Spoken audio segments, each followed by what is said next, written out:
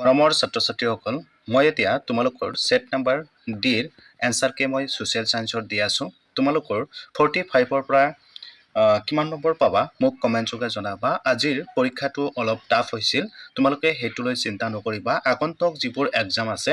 আৰু তোমালোকে যিবোৰ এক্সাম দি আহিছা ইতিমধ্যে সেইবিলাক নিশ্চয় তোমালোকৰ বহুত ভাল হৈছে এটা এক্সাম অলপ বেয়া হলে তোমালোকৰ এটো চিন্তা কৰি দৰকাৰ নাই তোমালোকৰ আগন্তুক যেটো এক্সাম আছে তোমালোকৰ নিশ্চয় আৰু এটা এক্সাম আছে হেতু এক্সাম লৈ তোমালোকৰ অলপ মানে পঢ়ি থাকা ভালকৈ পঢ়া এটো যি হৈছে আগন্তুক যেটো এক্সাম আছে হেতুলৈ চিন্তা কৰা এতিয়া হেতুৰ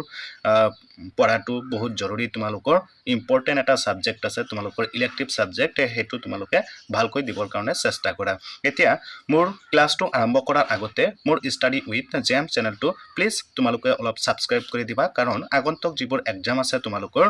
অৰ্থাৎ তোমালোকৰ যেটো তোমালোকে যদি মেট্ৰিক পাস কৰি তোমালোকে বিভিন্ন ধৰণৰ কম্পিটিটিভ এক্সাম দিবা এই এক্সামৰ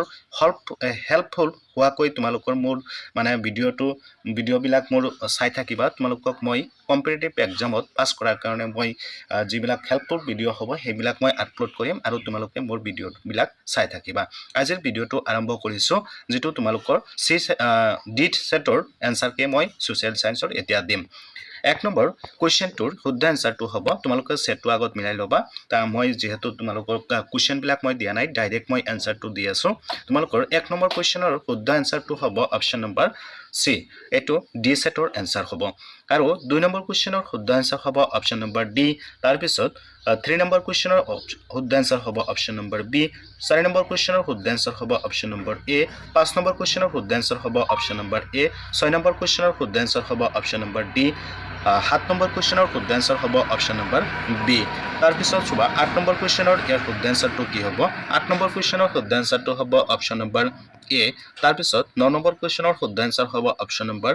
ডি 10 নম্বৰ কোৱেশ্চনৰ ইয়াৰ শুদ্ধ এনসাৰ হ'ব অপচন নম্বৰ এ 11 নম্বৰ কোৱেশ্চনৰ শুদ্ধ এনসাৰ হ'ব অপচন নম্বৰ বি 12 নম্বৰ কোৱেশ্চনৰ শুদ্ধ এনসাৰ হ'ব অপচন নম্বৰ এ 13 নম্বৰ কোৱেশ্চনৰ শুদ্ধ এনসাৰ হ'ব অপচন নম্বৰ ডি 14 নম্বৰ কোৱেশ্চনৰ শুদ্ধ এনসাৰ হ'ব অপচন নম্বৰ এ 15 নম্বৰ কোৱেশ্চনৰ শুদ্ধ এনসাৰ হ'ব অপচন নম্বৰ সি নেক্সট চোৱা 16 নম্বৰ কোৱেশ্চন 16 নম্বৰ কোৱেশ্চন ইয়াৰ শুদ্ধ এনসাৰটো হ'ব অপচন নম্বৰ ডি 17 নম্বৰ কোৱেশ্চনৰ ইয়াৰ শুদ্ধ এনসাৰ হ'ব অপচন নম্বৰ বি আৰু 18 নম্বৰ কোৱেশ্চনৰ ইয়াৰ শুদ্ধ এনসাৰ হ'ব অপচন নম্বৰ সি 19 নম্বৰ কোৱেশ্চনৰ শুদ্ধ এনসাৰ হ'ব অপচন ডি 20 নম্বৰ কোৱেশ্চনৰ শুদ্ধ এনসাৰ হ'ব অপচন বি 21 নম্বৰ কোৱেশ্চনৰ শুদ্ধ এনসাৰ হ'ব অপচন বি 22 নম্বৰ কোৱেশ্চনৰ শুদ্ধ এনসাৰ হ'ব অপচন বি 23 নম্বৰ কোৱেশ্চনৰ শুদ্ধ এনসাৰ হ'ব অপচন বি 24 নম্বৰ কোৱেশ্চনৰ শুদ্ধ এনসাৰটো হ'ব অপচন ডি 25 নম্বৰ কোৱেশ্চনটো চোৱা 25 নম্বৰৰ শুদ্ধ এনসাৰটো হ'ব অপচন নম্বৰ বি 26 নম্বৰ কোৱেশ্চনৰ শুদ্ধ এনসাৰ হ'ব অপচন ডি 27 নম্বৰ কোৱেশ্চনৰ শুদ্ধ এনসাৰ হ'ব অপচন ডি 28 নম্বৰ কোৱেশ্চনৰ শুদ্ধ এনসাৰটো হ'ব অপচন এ 29 নম্বৰ কোৱেশ্চনৰ শুদ্ধ এনসাৰ হ'ব অপচন ডি 30 নম্বৰ কোৱেশ্চনৰ শুদ্ধ এনসাৰ হ'ব অপচন বি নেক্সট চোৱা 31 নম্বৰ কোৱেশ্চন 31 নম্বৰ কোৱেশ্চনৰ শুদ্ধ এনসাৰ হ'ব অপচন বি 32 নম্বৰ কোৱেশ্চনৰ শুদ্ধ এনসাৰ হ'ব অপচন সি 33 নম্বৰ কোৱেশ্চনৰ শুদ্ধ এনসাৰ হ'ব অপচন এ 34 নম্বৰ কোৱেশ্চনৰ শুদ্ধ এনসাৰ হ'ব অপচন ডি 35 নম্বৰ কোৱেশ্চনৰ শুদ্ধ এনসাৰ হ'ব অপচন সি 36 নম্বৰ কোৱেশ্চনৰ শুদ্ধ এনসাৰ হ'ব ইয়াৰ শুদ্ধ answer option number B 37 number কোৱেশ্চনৰ শুদ্ধ এনসাৰ হ'ব অপচন এ তোমালোকৰ এই পেপাৰটো অলপ টান হৈছিল যদিও তোমালোকে নিশ্চয় পাস কৰিব পাৰিবা আৰু ভাল মাৰ্ক এটা পাবা তোমালোকৰ এটো সাবজেক্টৰ সোশ্যাল সায়েন্সৰ হেতু লৈ চিন্তা নকৰিবা তোমালোকে আগন্তুক যিবোৰ এক্সাম আছে সেইবোৰ ভালকৈ পঢ়া আৰু 38 নম্বৰ কোৱেশ্চনটোৰ শুদ্ধ এনসাৰ হ'ব অপচন